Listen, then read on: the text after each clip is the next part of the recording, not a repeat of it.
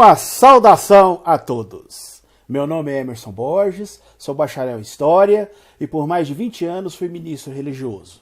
Sou escritor desse livro, a Bíblia sob Escrutínio, e baseado no meu livro, toda semana aqui nesse canal nós analisamos com profundidade uma passagem da Bíblia. O tema que vamos analisar hoje é um Jesus irado. Mas antes de entrar no assunto, não se esqueça de dar um joinha aí no nosso vídeo, estoure esse like aí de joinhas para nós. Se inscreva em nosso canal, comente, compartilhe e não se esqueça de acionar o sininho de notificações. E se você desejar adquirir o meu livro, eu vou deixar aqui na descrição desse vídeo os links onde você pode adquiri-lo. E se você não assistiu os outros vídeos que nós já fizemos, vou deixar aqui também na descrição desse vídeo os links para que você possa assisti-los. Como já expliquei aqui em alguns vídeos anteriores que eu já fiz nessa série, os 4 evangelhos que hoje se encontram nas Bíblias atuais são apenas uma pequena amostra de diversos relatos que existiam, né, nos primeiros 300 anos do cristianismo, relatos biográficos sobre Jesus. E, conforme eu já expliquei também em outros vídeos, a partir do Concílio de Nicéia, que aconteceu em 325, o imperador Constantino ele tentou nesse concílio fazer uma crença única, né, e por motivos políticos e de interesses da época, né, ele foi escolhendo, né, alguns livros que se harmonizavam melhor com os interesses dos detentores do poder na época. E com o apoio do Império Romano, esses livros foram sendo copiados, porque tinha dinheiro, tinha recursos, tinha escribas. E os demais, né, as centenas de outros relatos sobre a vida de Jesus foram deixando no esquecimento. Mas graças à arqueologia, hoje a gente tem descoberto vários desses relatos aí escondidos, enterrados, que se preservaram com o tempo. E a gente vê outras visões, outros pontos de vista, né, sobre esse personagem Jesus.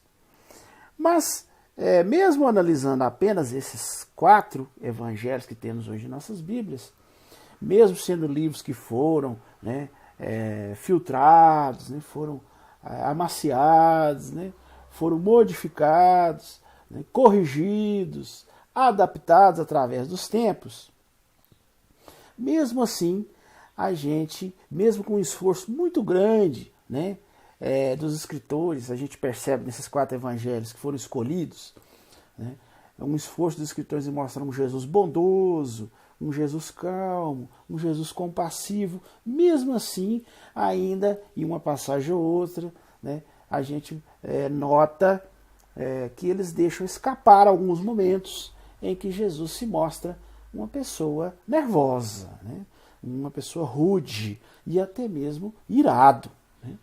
Então aqui nós vamos analisar algumas dessas passagens e vocês vão perceber, né, que às vezes a pessoa, o religioso médio, lê os evangelhos, os relatos biográficos de Jesus várias vezes e não percebe, né, não chega a perceber esses relatos específicos aonde Jesus mostra uma personalidade um pouco diferente do que normalmente os evangelistas tentam mostrar nesses evangelhos que temos hoje nas Bíblias atuais. O primeiro relato que vamos analisar aqui hoje se encontra no Evangelho de João. Então, se você tem uma Bíblia em casa, pode abrir a sua Bíblia e acompanhar comigo esse relato do Evangelho de João, capítulo 2, versículo do 1 ao 14, do 1 ao 4. Né? João, capítulo 2, versículo de 1 ao 4. Veja bem, acompanhe comigo. Diz assim, ó: Ora, no terceiro dia realizou-se uma festa de casamento em Caná da Galileia, e a mãe de Jesus estava lá. Jesus e seus discípulos foram também convidados para a festa de casamento.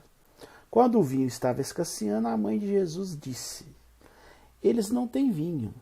Mas Jesus lhes disse, agora preste atenção na resposta de Jesus: Que tenho eu que ver contigo, mulher?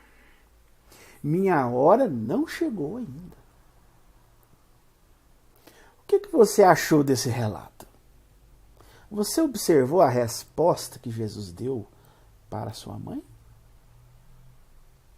Você considera essa resposta, essa expressão, uma expressão vinda de uma pessoa branda, calma e compassiva?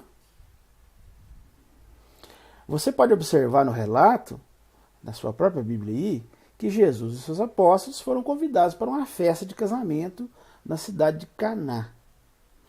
A mãe de Jesus, Maria, no caso, estava presente. E a certa altura da festa, acabou o vinho, né? E Maria relatou isso a Jesus, né? Obviamente, ela não estava apenas informando o fato a ele, né? Mas parece que estava sugerindo que ele fizesse algo, né? Então, nessa altura, Jesus vira para ela e, numa reação até grosseira e desrespeitosa, ele fala isso, né? Essa expressão. Que tenho eu que ver contigo, mulher? Você aí que está me vendo aqui agora, você teria coragem de responder a sua mãe desse jeito? Acha que esse tipo de reação condiz com uma pessoa calma e compassiva? Será que Maria era uma mulher que merecia uma resposta como essa? Então, esse relato mostra um momento ali que Jesus ele perde a calma, né? Perde a sua mansidão e age de maneira rude, grosseira, intempestiva, dando uma resposta à sua mãe, uma resposta muito mal educada, né? Virar para a mãe e falar assim: o que eu tenho a ver contigo, mulher? Quer dizer, eu creio que qualquer filho que, se você vê um filho falando isso para uma mãe, você vai ficar, né, assim, muito sem graça, né? Você vai sentir até vergonha por esse filho, para falar com a mãe dessa forma. Mas, como vimos, Jesus, ele tratou a mãe dessa forma, nessa ocasião. E esse é um dos exemplos de um Jesus irado, né? Um Jesus nervoso, rude, né? Um Jesus diferente do que normalmente as pessoas tentam mostrar, né? Através dos evangelhos. Um outro relato bíblico que mostra novamente um Jesus irado, descontrolado, nervoso, está registrado no Evangelho de Mateus, capítulo 15, versículo 22 a 28. Então você pode pegar a sua Bíblia aí e conferir na sua própria Bíblia. Mateus, capítulo 15, versículo 22 a 28. É um trecho um pouco extenso, então você pode ler aí e eu vou dar uma explicação pormenorizada sobre essa passagem. Você vai observar na leitura que você vai fazer aí que Jesus estava numa de suas viagens, né? E ele passa por duas cidades chamadas Tiro e Sidom, que são cidades fora da região dos judeus. Ali, uma mulher fenícia, né, da localidade, ela implora que Jesus cure sua filha endemoniada. Ela estava com a filha endemoniada e provavelmente estava desesperada, né? Imagine a situação dessa mulher diante da situação da sua filha. Então, em profunda aflição, a mulher implora a Jesus, né? Ela fala: tem misericórdia de mim. Mas Jesus, primeiro, ignora a mulher, né? Porque o relato diz que ele não lhe respondeu nenhuma palavra. Então, Jesus ele ignora totalmente essa mulher desesperada. Mas os discípulos ficaram até sem graça com essa reação de Jesus, né? Falaram assim: gente, uma mulher desesperada, implorando, e o mestre que nem bola dá, né? Ignora por completo a mulher. Então, os discípulos intercedem. Olha bem, né? Os discípulos começam a solicitar que ele fizesse algo. Mas Jesus vira para os discípulos e responde de maneira fria. Ele diz assim: não fui enviado a ninguém, senão as ovelhas perdidas da casa de Israel. Olha só, né? Então aí ele demonstra um preconceito muito comum entre os judeus da época. Porque os judeus da época se achavam especiais, escolhidos por Deus, né? E desprezavam completamente as pessoas de outras nações. Mas a mulher, ela não desistiu. Provavelmente ela estava assim, numa aflição tão grande que ela continuou, né, interpelando Jesus. Segundo o relato que você pode acompanhar na sua Bíblia, ela chega e começa a prestar homenagem a Jesus e pedindo novamente: Senhor, me ajuda. Olha bem, né, a humildade dessa mulher. Mesmo depois de Jesus a tratar de maneira fria, primeiro ignorá-la completamente e depois, apesar dos pedidos dos apóstolos, ele falar que não foi enviado para pessoas que não fossem os judeus, quer dizer, desprezando totalmente essa mulher, ela continua insistindo, né? Ela continua insistindo, presta até uma homenagem a Jesus, dizendo: Senhor, ajuda-me. Né? Veja só, mesmo diante de tanta frieza e preconceito, a mulher humildemente presta uma homenagem a Jesus e suplica mais uma vez que Jesus a ajude. Será que agora Jesus finalmente vai se sensibilizar e curar a filha da mulher? Você deve ter observado aí quando você leu o relato. Ele não faz isso. Veja a resposta de Jesus: não é direito tirar o pão dos filhos e lançá-los aos cachorrinhos. Olha só a resposta de Jesus. Mais uma vez, Jesus recusa a ajudá-la. E pior, compara a mulher a um cachorro. Os judeus, em geral, consideravam os não-judeus, né, como sendo um animal cerimonial impuro, né, como um cão. Pelo visto, Jesus, através dessa resposta, partilhava desse mesmo ponto de vista. Porém, o mais interessante vem agora. Apesar de ter sido ignorada e depois desprezada por não ter nascido uma judia, né, e finalmente comparada a um cachorro, né, que era um animal que os judeus consideravam impuro, um animal cerimonialmente impuro, né, a mulher ainda consegue dizer, ela diz assim: sim, Senhor. Olha a resposta da mulher: mas realmente os cachorrinhos comem as migalhas que caem da mesa de seus amos. Olha só a humildade dessa mulher. E a aflição que provavelmente ela estava, naquela angústia, tentando que a sua filha fosse curada ali, né? Aí, diante de tudo isso, né, depois de tanto se esquivar, Jesus finalmente reconhece a fé da mulher e cura a filha da mulher. Mas eu pergunto a você aí, que está me vendo, como você reagiria nessa situação? Será que você ia ignorar essa mulher tantas vezes, assim como Jesus fez, até a humilhando, né, chamando ela de cachorro? O que você achou dessa reação de Jesus? Diga aí para mim. Essa reação de Jesus para você demonstrou compaixão? Demonstrou sensibilidade? Demonstrou servindo de um homem manso, brando? De uma pessoa amorosa? Ou para você foi uma reação fria, uma reação preconceituosa? Realmente, se nós analisarmos de maneira fria esse texto, sem ficar tendenciando, né, para tentar achar alguma maneira de maquiar a passagem, como muitos religiosos fazem, para tentar amainar, branquear, né, essa passagem, se você analisar de maneira direta, né, sem firulas teológicas, você percebe um Jesus frio, preconceituoso, né, rude, grosseiro, né, e que a mulher, de tanto insistir, né, demonstrando uma humildade, demonstrando ali aquele desespero, aquela aflição, né, depois de muito insistir, ela finalmente consegue essa cura, né, da sua filha endemoniada, né, que Jesus tirasse esse demônio da filha, esse suposto demônio, né, que estava na filha dela. Então, mais um relato, né, que mostra um Jesus irado, um Jesus rude, grosseiro, descontrolado, preconceituoso, frio, sem compaixão. E diferente do que a maioria dos cristãos, das pessoas que leem a Bíblia, né, imaginam esse personagem Jesus. Um outro relato bíblico que também mostra um Jesus irado está registrado em Marcos, capítulo 9, versículo 14 ao 24. Então você pode ler aí na sua Bíblia, em sua casa, o relato, visto ser um relato extenso, eu vou comentá-lo aqui como eu fiz com o anterior. Você leia aí, né, o relato na íntegra e eu vou comentando aqui para vocês.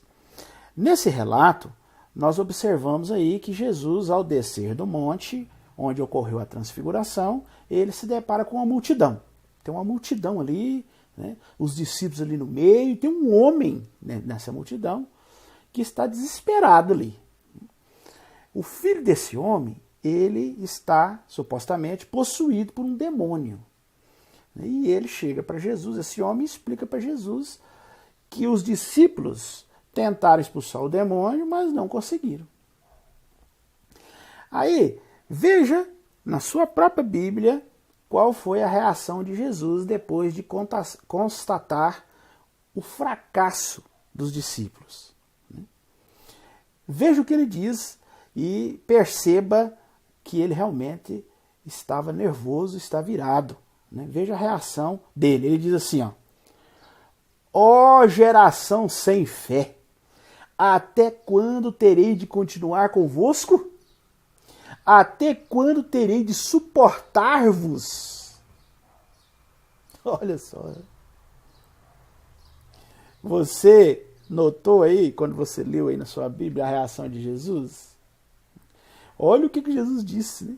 Até quando terei de suportar-vos? Quer dizer, é uma expressão que indica que Jesus não estava suportando mais aquelas pessoas, né?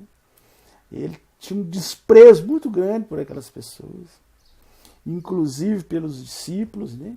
Ficou nervoso pelos discípulos não ter conseguido expulsar o demônio daquele jovem, né? Então a gente nota aí um Jesus insensível, né? Aí, se você continuar no relato, lá diz que ele pede para trazer o menino e imediatamente o menino entra em convulsão ali, né? Na frente de Jesus.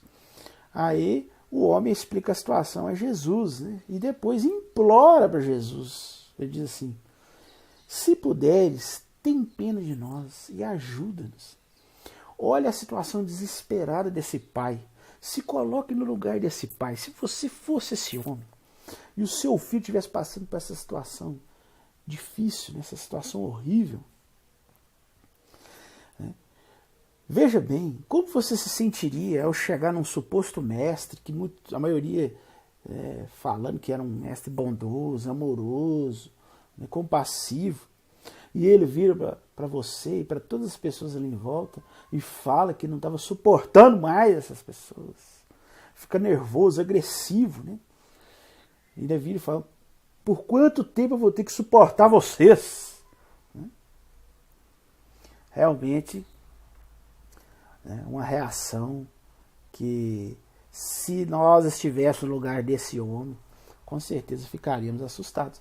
Mas esse pai desse jovem estava tão desesperado, era uma pessoa tão humilde, que ainda implora Jesus, mesmo depois dessa reação de Jesus, né? E aí, você viu qual foi a reação de Jesus a esse pedido do pai do jovem? Jesus responde dessa forma, olha bem, se puderes, ora, todas as coisas podem suceder aos que têm fé.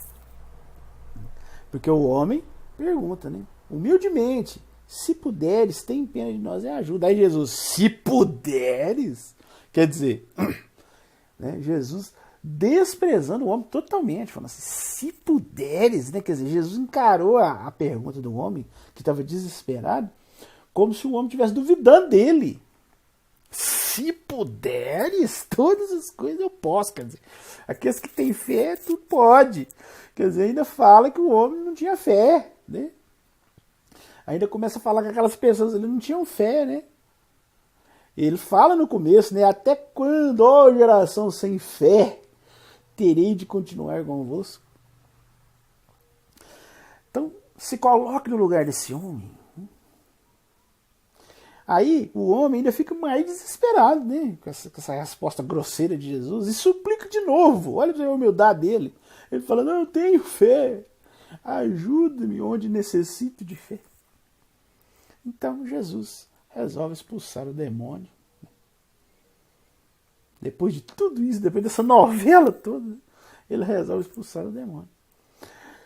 Se você estivesse ali observando esse acontecimento, que conclusão você tiraria da reação de Jesus? Para você, foi uma reação calma, branda, compassiva? Ou você acha que Jesus foi uma pessoa rude, grosseira, nervosa? Veja bem, né? Virar para as pessoas e falar assim: até quando teria de suportar-vos? Olha bem a resposta quando Jesus fala para eles. E depois o homem pergunta: se puderes, cure meu filho. Ele fala assim: se puderes, quer dizer, tudo pode para aqueles que têm fé. Porque ele já tinha falado antes que aquelas pessoas não tinham fé nenhuma, aquelas pessoas. E ele, finalmente, depois do homem continuar implorando: não, eu tenho fé, me ajude, pelo amor de Deus. Aí Jesus finalmente expulsa o suposto demônio do jovem. Então, nós observamos aí mais um relato claro aonde Jesus, né, age de maneira nervosa, de maneira rude, né? Ele foi uma pessoa que agiu de maneira irritada, né? E não demonstrou brandura, não demonstrou calma, pelo contrário, né? Ele demonstra ali que ele já não está suportando mais aquelas pessoas, que ele já não está aguentando ficar com elas, né? E por isso agiu de maneira grosseira, como você pode perceber aí nesse relato. Uma outra passagem bíblica que mostra claramente um Jesus irado, descontrolado, né? Um Jesus nervoso, são aquelas passagens onde Jesus, dentro do templo, lá em Jerusalém, ele expulsa dali os cambistas, né? E ele chega lá com cordas e começa a chicotear e começa a derrubar a mesa, jogar a mesa para cima, e fez um maior escarcéu ali dentro do templo, porque supostamente, segundo ele, os cambistas ali estavam explorando as pessoas que vinham, né, cobrando impostos muito altos dessas pessoas. Mas nós vamos analisar profundamente esses relatos e vamos perceber que essa reação de Jesus, ela foi uma reação realmente descontrolada. Não era necessário ele agir dessa forma, né? Antes de mais nada, para entendermos a situação por um ângulo maior, algumas ressalvas aí se fazem necessárias. Primeiro, se você observar em Mateus 17, 24, no tempo de Jesus, o imposto anual, ali que era cobrado no templo, era de 2 dracmas. Você pode ver em Mateus 17, 24, fala claramente que eram 2 dracmas. Uma vez que judeus de terras muito espalhadas, né, vinham a Jerusalém para celebrar a Páscoa e pagavam esse imposto na ocasião, que era a lei ali, tinha que pagar esse imposto, talvez fosse necessário o serviço dos cambistas, né, o serviço dos cambistas, porque ali eles trocavam moedas estrangeiras em um dinheiro aceitável para o pagamento do imposto do templo, né? Esse dinheiro ali era usado para comprar os animais sacrificiais e outros itens necessários, né? De acordo com a Mixena, se você olhar em Shecalim 1:3, no dia 15 de Adar, ou cerca de um mês antes da Páscoa, os cambistas montavam seus negócios nas províncias. Mas no dia 25 de Adar, quer dizer, 10 dias depois, quando os judeus e os prosélitos de muitas outras terras começavam a chegar a Jerusalém, os cambistas se estabeleciam na área do templo. Eles entravam ali dentro, né? Então, o primeiro relato que mostra esse confronto de Jesus com os cambistas está no Evangelho de João, capítulo 2, versículo 13 a 16. Então, você pode acompanhar aí na sua própria Bíblia o relato, né, que diz claramente assim: João, capítulo 2, versículo 13 a 16. Diz: aproximaram então a Páscoa dos judeus e Jesus subiu para Jerusalém. E ele achou no templo os que vendiam gado, ovelhas e pombas e os corretores de dinheiro nos seus assentos. Assim, depois de fazer um chicote de cordas, expulsou do templo a todos com as ovelhas e gado, e derramou as moedas dos cambistas e derrubou suas mesas. E ele disse aos que vendiam as pombas: tirai essas coisas daqui, parai de fazer da casa de meu pai uma casa de comércio. Então, veja bem, né, a confusão que aconteceu ali, né? Jesus chega, como você pode notar na sua própria Bíblia, fazer um chicote, quer dizer, que ele estava realmente enfurecido, né? E ele começa a expulsar os cambistas, espantar os animais, o gado, as ovelhas, derrubar as mesas, né? Fez ali um maior escarcéu. As pessoas ali, com certeza, ficaram sem entender aquela ação descontrolada de Jesus, né? Se você estivesse ali e observasse essa situação, com certeza também ficaria um pouco assustado. Mas a Bíblia também, no Evangelho de Marcos, relata também algo parecido, né? Ele relata uma ocasião que Jesus também agiu de maneira furiosa com aqueles cambistas ali do templo. É Marcos capítulo 11, versículo de 15 a 17, né? Ali diz: chegaram então a Jerusalém, ele entrou no templo, principiou a lançar fora os que vendiam e compravam no templo. Derrubou as mesas dos cambistas e as bancas dos que vendiam pombas. Não deixou ninguém carregar qualquer utensílio através do templo. Mas ensinava e dizia: não está escrito, minha casa será chamada de casa de oração para todas as nações? Mas vós fizestes dela um covil de salteadores. Quer dizer, chamou eles claramente de ladrões, né? Jesus justifica sua agressão aos cambistas, dizendo que, na verdade, eles eram salteadores, quer dizer, ladrões, né? No português correto, no português claro, né? Ladrões que extorquiam os judeus cobrando preços exorbitantes em suas taxas. Ao se depararem com esse relato, normalmente os religiosos, os cristãos que leem a Bíblia, tentam justificar, dizendo que Jesus agiu corretamente, porque aquelas pessoas eram salteadores, eram ladrões, exploravam o povo, né? Ficavam cobrando preços exorbitantes, e que ele deveria agir dessa maneira mesmo. Mas será que isso é verdade? Será que Jesus agiu da melhor maneira? Será que era necessário ele agir desta forma? Bem, nós vamos ver aqui um exemplo, né? E um outro exemplo que está na Mixana, que trata de um assunto semelhante, né?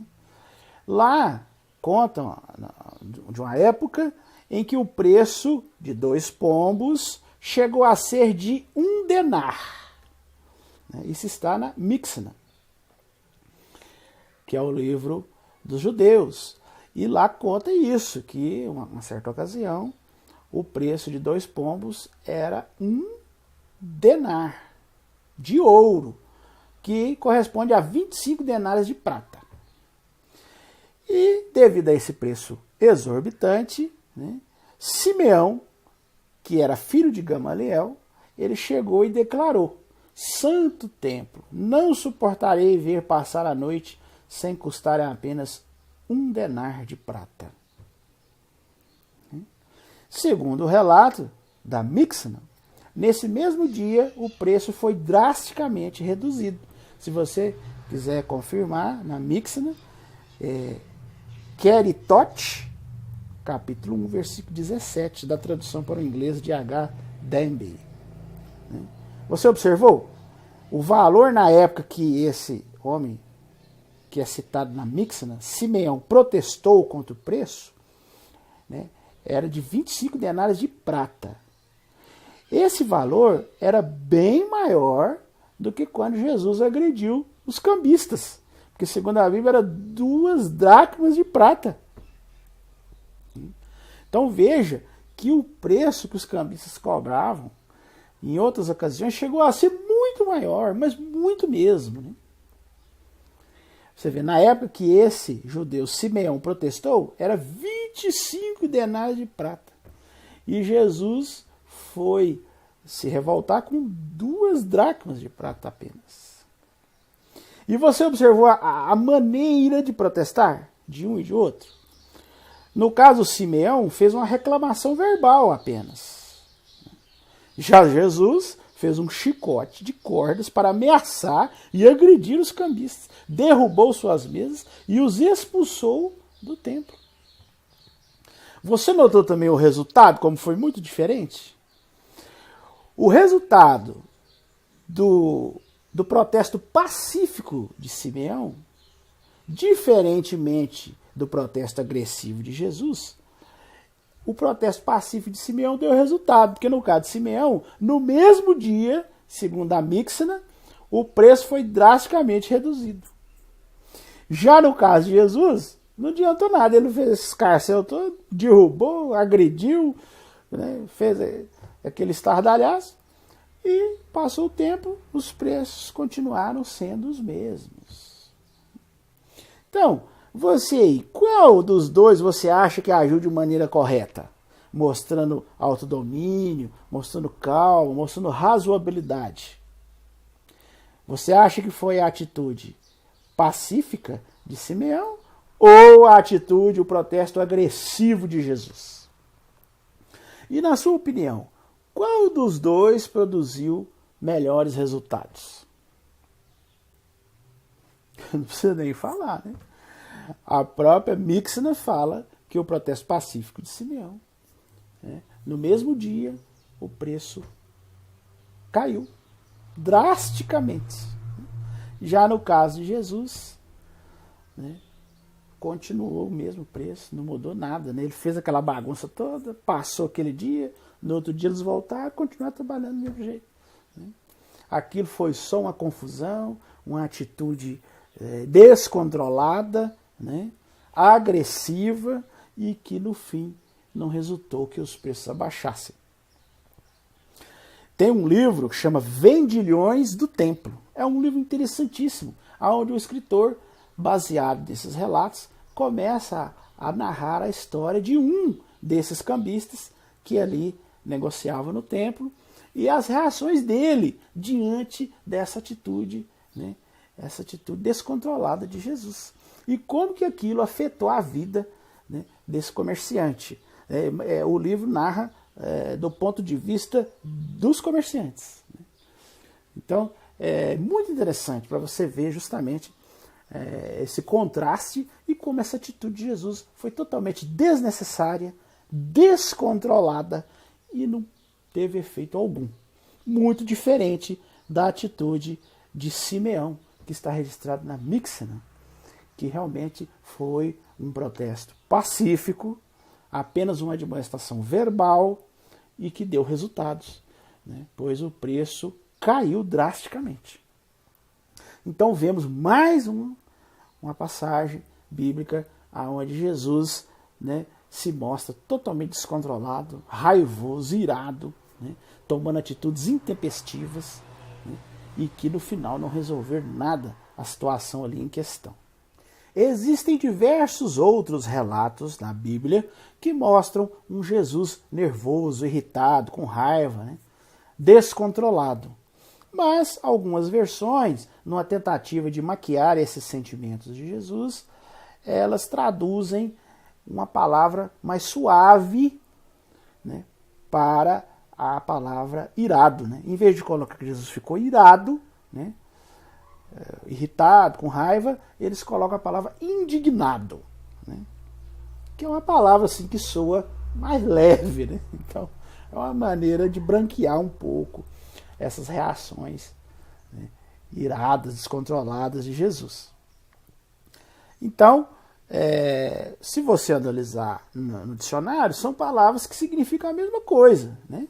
Mas indignação parece que tem um impacto assim menor. Então, tem vários textos assim, que ao invés de traduzir a palavra grega correta, né, colocar ali ira, raiva, irritação, eles põem indignação. Aí Jesus ficou indignado, para soar mais suave do que Jesus, colocar que Jesus ficou irritado, né? Ficou com raiva, né? Há vários exemplos assim.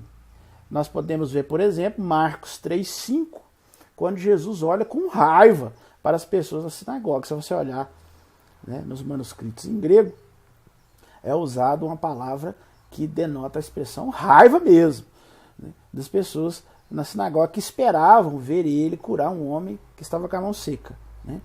Mas a maioria das traduções em português, em vez de colocar irado ou raivoso, colocou indignado, né? Você pode olhar lá, Marcos 3,5. Provavelmente na sua versão da Bíblia, se você ler aí na sua casa, você vai encontrar assim, ó: e depois de olhar para eles ao redor com indignação, estando profundamente contristado com a acessibilidade de seus corações, ele cura o homem, né? Então, eles puseram indignação, né? Sendo que a tradução exata seria irritação, com raiva, com ira, né? Marcos 10, 13 e 14 também mostra Jesus irritado, porque os seus discípulos não estavam permitindo que as pessoas trouxessem seus filhos para que ele as abençoasse. Então, nos manuscritos gregos, né, a palavra correta seria irritado, mas provavelmente na sua versão que você tem em sua casa, de Marcos 10, 13 e 14, lá vai falar assim: vendo isso, Jesus ficou indignado. Eles não colocam a palavra irritado ou com raiva, né? E se formos analisar aqui, eu posso citar vários relatos que os tradutores resolveram dar uma branqueada na situação para não mostrar um Jesus muito irritado, né? Muito raivoso, né? Então eles trocam, usam palavras mais suaves, como eu citei esses dois exemplos. A maioria dos religiosos, quando são contestados por esses relatos, elas tentam justificar, né? Mas não tem problema, né? O que tem? Jesus uma vez ou outra ficar irritado, ficar nervoso, ficar descontrolado, às vezes até grosseiro, rude, agressivo. O que tem, né? A grande maioria dos relatos mostra Jesus compassivo, bondoso, calmo, controlado, sempre dizendo palavras de amor, de misericórdia, contando ilustrações, parábolas, que sempre tinham lições a nos ensinar, né? Então, eles tentam justificar os religiosos dessa forma. Realmente, com certeza, a maioria dos relatos transmite uma mensagem positiva sobre Jesus e não negativa, né? E com certeza não há problema algum em Jesus, vez por outra, se descontrolar, né? Isso é normal de um ser humano. Ainda mais eu, que sou um historiador, que considero que se Jesus existiu, foi uma pessoa comum, uma pessoa normal, e não o Filho de Deus encarnado, então, obviamente, mais do que normal que se descontrole, né? Isso é normal do ser humano. A questão não é essa. A questão que eu quero destacar aqui é a maneira equivocada que alguns religiosos tentam mostrar Jesus. Uma pessoa perfeita, né? Que jamais se descontrola, que jamais se irrita, que jamais fica nervoso, que nunca fica irado, rude ou agressivo. Os religiosos gostam de mostrar isso, de que Jesus estava no pleno comando da situação, né, calmo, compassivo. E não é bem assim, né? Como vocês puderam ver, nós mostramos aqui alguns trechos que mostram Jesus com sentimentos normais de qualquer ser humano, né? Em muitos momentos até sentimentos de angústia, de ira, né? De raiva, né? E em outros momentos ele mostra sentimentos nobres, altruístas, né? Quer ver um exemplo interessante sobre isso? É o relato de Marcos 14, 32 a 42, né? Aonde você pode acompanhar o relato na sua Bíblia aí, Marcos, capítulo 14, versículo 32 a 42, que descreve os momentos que antecederam a prisão de Jesus, ali no jardim de Getsemane, né? Então ele fica ali numa angústia, né? Ele fica angustiado, né? Se você observar o relato, você vai ver que ele está com medo e pede a Deus que afaste dele aquele destino, né? A famosa expressão: Pai, afasta de mim esse cálice, né? Quer dizer, aquilo que estaria por vir, né? Aquela morte horrível, né? que o aguardava, né? Até o relato paralelo de Lucas 22, 44, chega a dar um detalhe interessante que mostra a profunda agonia que Jesus estava ali naquela situação. Em Lucas 22:44, mostra um detalhe que Jesus ele chega a suar gotas de sangue. Porque lá diz assim, ó, mas ficando em agonia, continuava a orar mais seriamente. E seu suor tornou-se como gotas de sangue caindo no chão. Então, esse relato paralelo de Lucas, que conta a mesma história lá de Marcos, né, no jardim, a angústia de Jesus no jardim, ele mostra claramente que Jesus ficou tão angustiado que ele chegou a suar gotas de sangue, de tamanha angústia, né, tamanho desespero que ele estava. Né? Os relatos aí não deixam dúvidas. Jesus estava realmente com muito medo. Ele estava desesperado, querendo fugir daquela sina, né?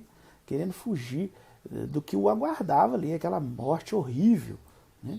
Então, é mais um relato que mostra como Jesus era uma pessoa, um ser humano, como qualquer outro, né? Um ser humano que fica angustiado, fica nervoso, e como eu mostrei outros exemplos aqui, fica com raiva, fica agressivo, às vezes responde às pessoas de maneira rude, né? Às vezes responde às pessoas de maneira grosseira,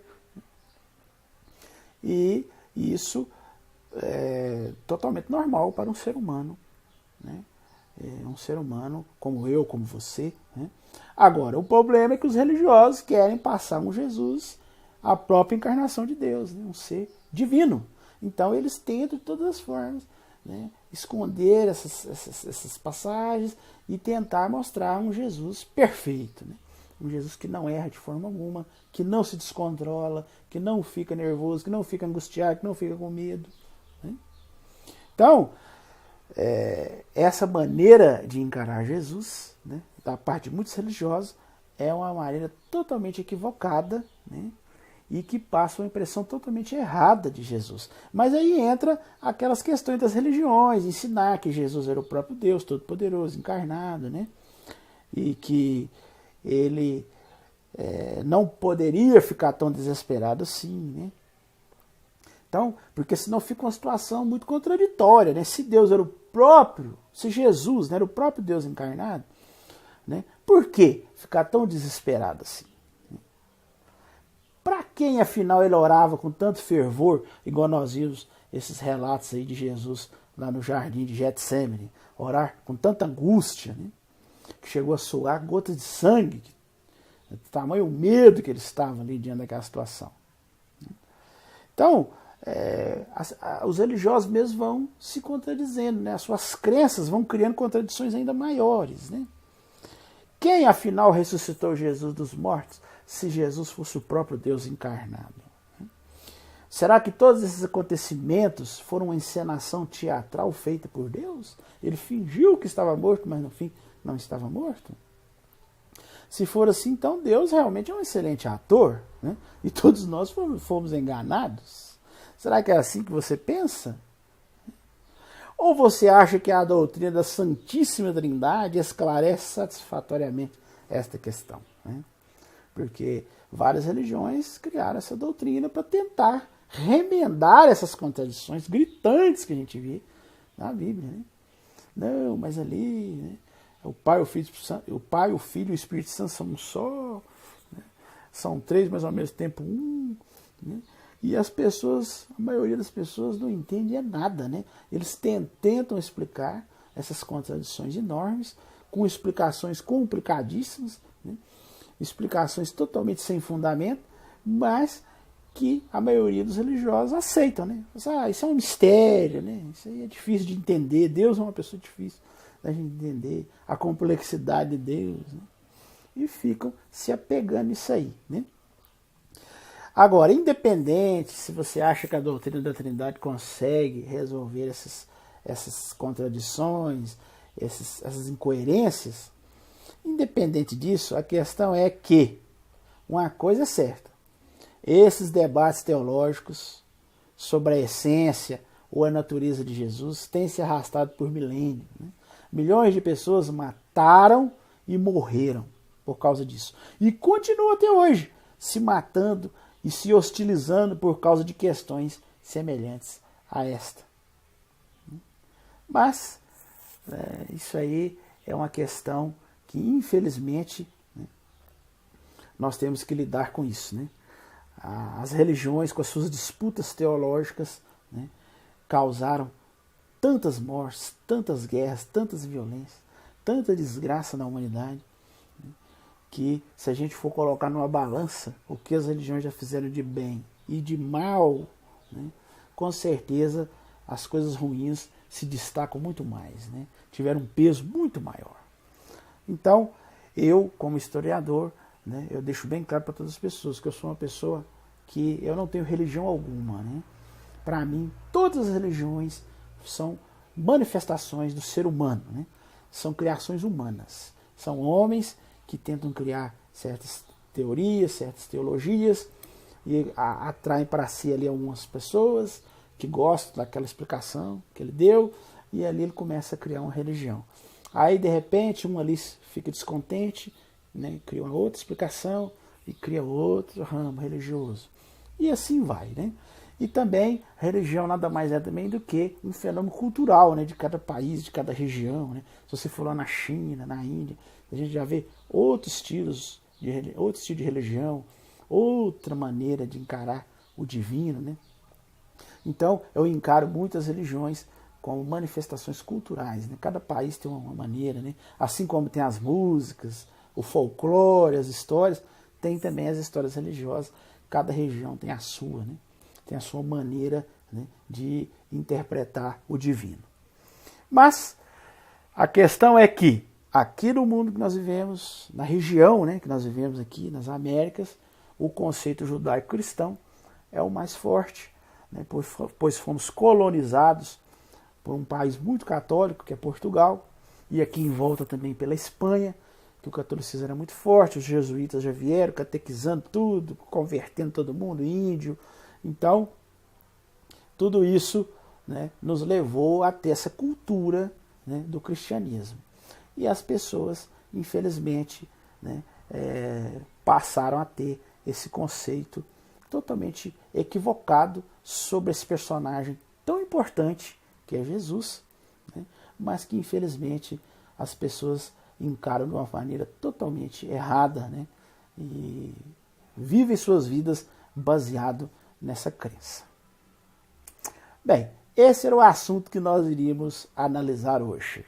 Se você gostou, não esqueça de dar o joinha aí no nosso vídeo. Eu vou falar novamente porque isso é muito importante, né?